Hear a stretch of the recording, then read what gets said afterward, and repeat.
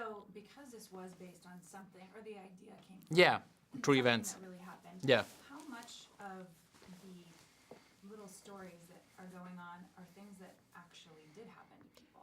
Well, most of the things that happened in the movie happened in real life in a way. My experience was that here's the thing: the earthquake happened the last weekend of summer, so at 3:34 a.m. So everybody was drunk and partying.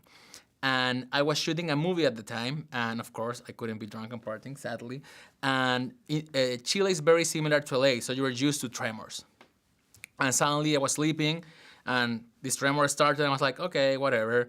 And suddenly I saw my Nintendo Wii flying across the room, like this, like, and I was like, whoa, this is serious. So I live in a duplex. So I went to the first floor, I opened the door, and from that door, you could see the whole skyline of Santiago.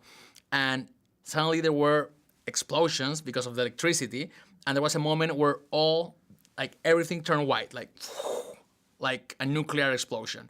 And I look, and my neighbor was hugging his wife that was 9 months pregnant at the time, and this thing didn't stop moving, and I was like, what's going on? Like, this is the end of the world for real. And then I tried to call my girlfriend, and there was no signal, and then the battery of my cell phone died, and I discovered that without a cell phone, I was dead. Like, we could do, there were you could only talk with landline phones, and I discovered that I didn't know my mom's number. I was like, okay, I'm gonna call my mom.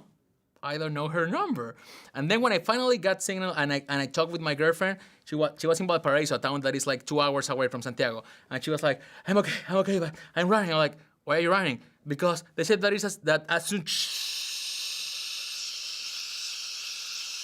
and 3 hours of radio silence. And I was like, okay, so my girlfriend is dead. And every 10 minutes we were in the middle of aftershocks the whole time.